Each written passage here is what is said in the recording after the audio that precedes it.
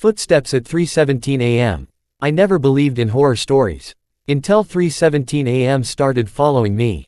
Every night, I woke up at the exact same time, 3:17 a.m.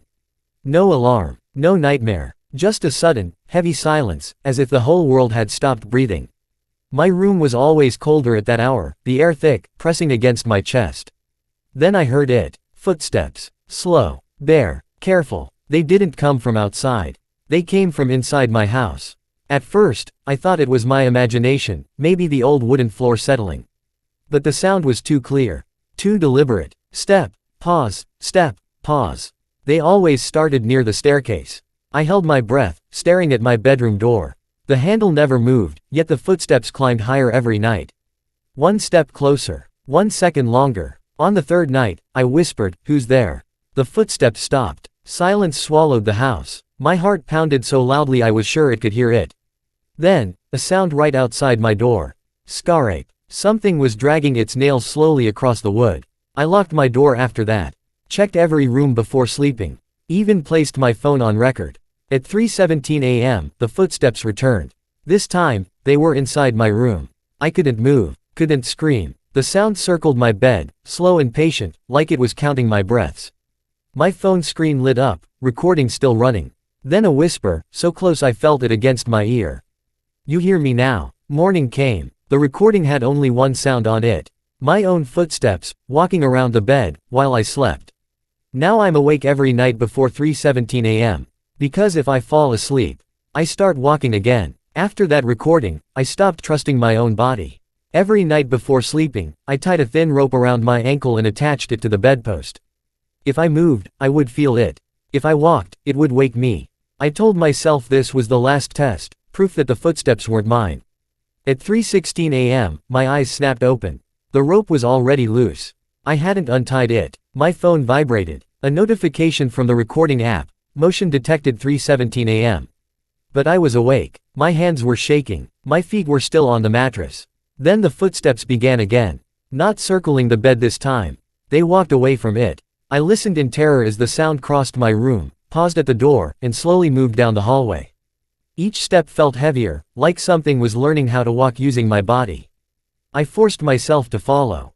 The hallway light flickered, casting long shadows that didn't match my movements. The footsteps stopped near the staircase. I peered over the railing, and my blood turned cold. Someone was standing at the bottom.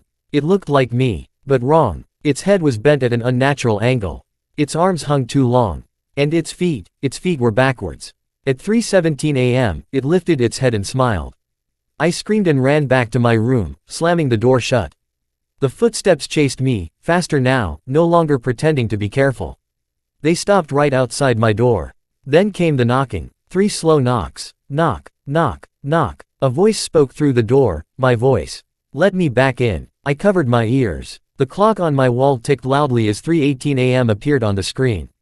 The footsteps retreated, fading into silence like nothing had happened. Morning came, but something was different. My feet were sore, dirty, wet, as if I had been standing on cold concrete. Later that day, I checked my phone. There was a new video. The camera showed me standing at the bottom of the stairs at 3:17 a.m., staring straight into the lens, whispering, "Tomorrow, you won't wake up first." After watching that video, I didn't sleep for 2 nights. I sat on my bed with all the lights on, coffee cups scattered around me, my phone clutched in my hand like a weapon. Every shadow felt alive. Every sound made my skin crawl. I kept replaying the video, hoping I had imagined it, but the proof was there. My face, my voice, my eyes empty, like something else was looking through them. On the third night, exhaustion won. I blinked. When I opened my eyes, the house was dark. The clock read 3:17 a.m. I hadn't even felt myself fall asleep. The air was freezing. My breath came out in thin white clouds. The silence was so heavy it felt like my ears were ringing. Then, a sound from inside my chest. Footsteps. Not around me. Inside me. Each step echoed through my bones, as if something was walking behind my ribs, pressing outward. I tried to scream, but my mouth wouldn't open. My body slowly stood up on its own, movements stiff and unnatural, like a puppet pulled by invisible strings. I watched myself walk toward the mirror. My reflection didn't copy me. It smiled first. Its mouth stretched wider than humanly possible, teeth packed too tightly together. Dark veins crawled beneath its skin, pulsing with every footstep I felt inside my body. It raised its hand, and my hand lifted too, a second later. Too slow, it whispered. The bedroom door opened by itself. The footsteps grew louder as I was forced into the hallway. The walls looked longer now, bending inward like the house was breathing. Framed photos along the wall showed moments I didn't remember, me standing in corners at night, staring at doors, smiling in the dark. At the staircase, I froze. The thing inside me wanted to go down. Every instinct screamed not to. Step by step, my feet descended.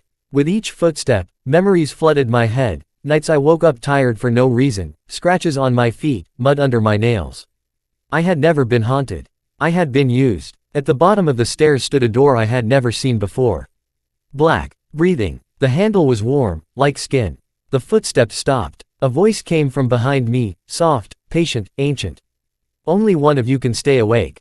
The door opened. Inside was my bedroom. Inside the bedroom, was me, sleeping peacefully on the bed.